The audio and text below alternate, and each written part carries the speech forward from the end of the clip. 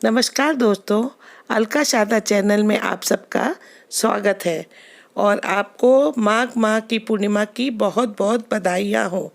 आज मैं आपको माघी पूर्णिमा के बारे में बताऊंगी कि ये कब है, इसका शुभ मुहूर्त क्या है, क्या इसकी पूजा विधि है, इसके पीछे की क्या कथा है और क्या चीज़ें हमें माघी पूर्णिमा पे करनी चाहिए और क्या नहीं करनी चाहिए। तो आइए फ्रेंड्स, अब हम इसके बारे में आपको विस्तार से संपूर्ण जानकारी देते हैं। पूर्णिमा पंचांग के अनुसार मास की 15वीं और शुक्ल पक्ष की अंतिम तिथि है, जिस दिन चंद्रमा आकाश में पूरा होता है। इस दिन का भारतीय जनजीवन में विशेष महत्व है। माघ की पूर्णिमा के दिन संगम में माघ मेले में जाने का और स्नान का विशेष महत्व है। इस दिन संत रविदास जयंती और भैरव जयंती मनाई जाती है। हर माह की पूर्णिमा का कोई ना कोई पर्व अथवा व्रत अवश्य मनाया जाता है। माघ मास की पूर्णिमा को माघ पूर्णिमा के नाम से जाना जाता है। माघ महीने की पूर्णिमा का अपना एक अलग महत्व है। वैसे तो साल में 12 पूर्णिमा आती हैं, लेकिन फ्रेंड्स माघ महीने की पूर्णिमा का विशेष महत्व होता है, जिसमें चंद्रोदय होता है। इस दिन लोग पवित्र नदियों में विशेष कर गंगा नदी में स्नान करते हैं। इस दिन जगत के पालनहार विष्णु जी की पूजा की जाती है। आप अपने घर में तीर्थ जल, गंगा जल, यमुना जल या कोई भी पवित्र जल से स्नान कर लें तो आपको भी तीर्थ जल का संपूर्ण फल प्राप्त हो सकेगा। इस बार माघी पूर्णिमा का जो महापर्व रहेगा वो इस प्रकार रहेगा, जो कि जिस प्रकार कार्तिक महीने के अंतिम के 5 दिन है महान पुण्यदायक व कल्याणकारी माने जाते हैं, उसी प्रकार माघ महीने की एकादशी से लेकर पूर्णिमा तक जो 5 दिन रहेंगे वो भी महान पुण्य को देने वाले रहेंगे। मतलब माघ महीने में आप प्रतिदिन जल्दी उठकर स्नान करें तो बहुत पुण्य मिलता है। यदि आप जल्दी उठकर स्नान करने में असमर्थ हैं और वो पूरे माघ महीने का संपूर्ण फल प्राप्त करना चाहते हैं तो एकादशी से लेकर पूर्णिमा तक रोजाना यानी कि 5 दिन तक निरंतर जल्दी उठकर स्नान करें, जिससे उसका संपूर्ण माघ महीने का पुण्य फल मिल सकेगा। इसके साथ ही विष्णु भगवान की पूजन, तुलसी का पूजन, दान पुण्य करना चाहिए, जिससे आपका वो पूरी माघ महीने का पुण्य फल प्राप्त हो सके। इस बार माघी पूर्णिमा का जो महापर्व रहेगा वो इस प्रकार रहेगा। माघी पूर्णिमा का आरंभ 26 फरवरी 2021 शुक्रवार के दिन दोपहर 3:50 से पूर्णिमा तिथि आरंभ हो जाएगी, जो कि 27 फरवरी 2021 शनिवार को दोपहर 1:50 तक पूर्णिमा तिथि रहेगी। तो यदि आप पूर्णिमा का व्रत करने जा रहे हैं या पूर्णिमा का व्रत रखते हैं या सत्यनारायण की पूजा करते हैं तो आपको चंद्रोदय व्यापिनी पूर्णिमा में ही ये कार्य संपन्न करना चाहिए। मतलब पूजा एवं व्रत की जो पूर्णिमा रहेगी वो 26 फरवरी 2021 शुक्रवार के दिन ही व्रत की पूर्णिमा रहेगी और स्नान दान की जो पूर्णिमा रहेगी वो 27 फरवरी 2021 शनिवार को रहेगी। तो आप सत्यनारायण भगवान की पूजा दोनों ही दिन कर सकते हैं, क्योंकि इस दिन चंद्रोदय व्यापिनी पूर्णिमा 26 जनवरी को और 27 फरवरी को सूर्योदय व्यापिनी पूर्णिमा है। दोनों ही पूर्णिमा का अपने अपना महत्व है, क्योंकि व्रत के लिए तो चंद्रोदय व्यापिनी पूर्णिमा ही अनिवार्य मानी जाती है। जो माघ मास का स्नान व दान करना चाहते हैं तो उनको 27 फरवरी 2021 शनिवार के दिन ही माघ मास का स्नान पूर्ण करना चाहिए और इस दिन आपको माघी पूर्णिमा का दान भी करना चाहिए। दान पुण्य आप दोनों दिन कर सकते हैं। इसमें आप अन्य दान, वस्त्र दान, गौदान या फिर दक्षिणा का दान या फिर गौ माता की सेवा करना या यज्ञ करना महान पुण्यदायी माना जाता है।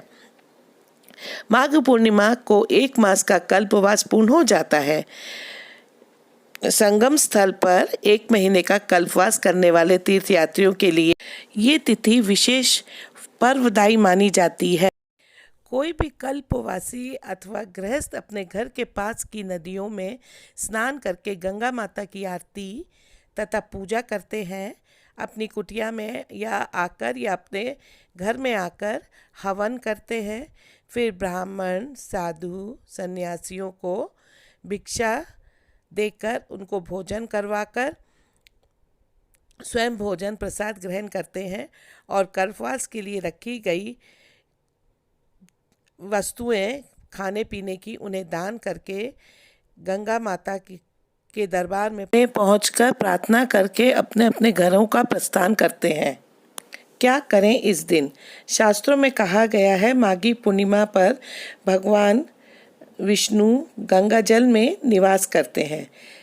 इस दिन सवेरे आप जल्दी उठकर सभी काम से निवृत्त होकर गंगा के कोई पानी में जल का या किसी पवित्र नदी में स्नान करके गंगा जल का आचमन करें, मतलब पिएं।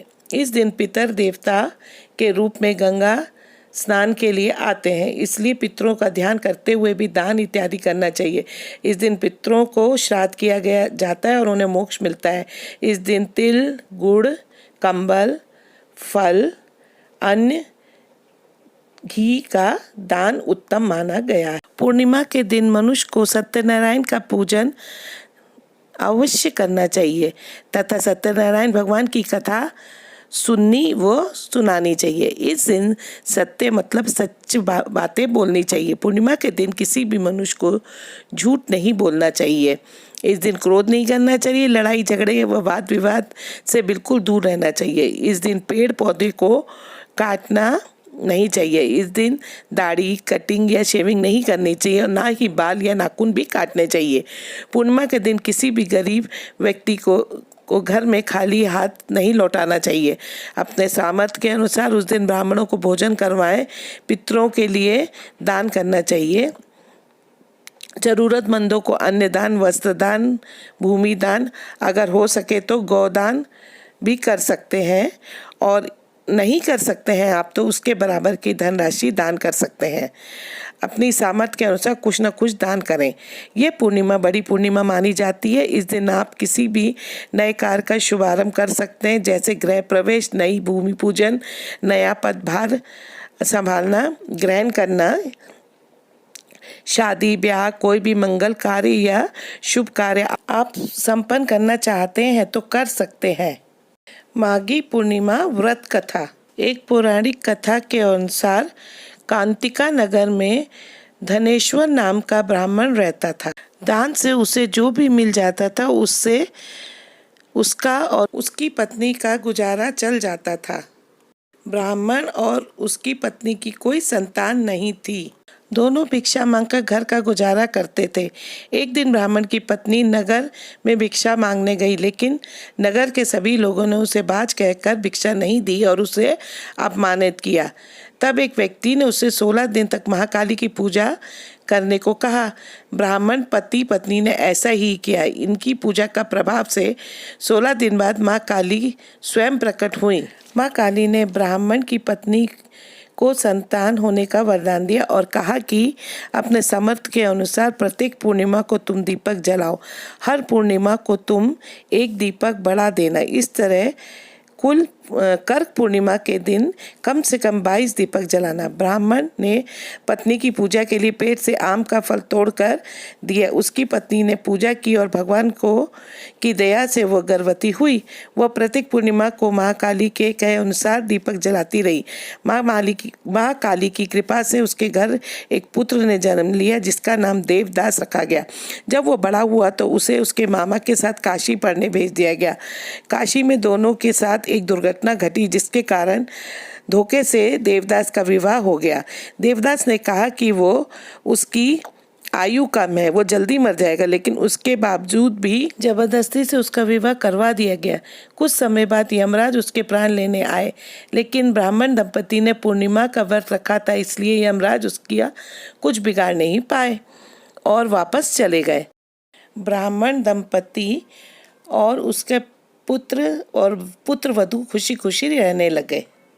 इस कथा के अनुसार जो मनुष्य सच्चे मन से पूर्णिमा के दिन व्रत करता है, उसके सभी संकट मिट जाते हैं और उसकी सभी मनोकामनाएं पूर्ण होती हैं।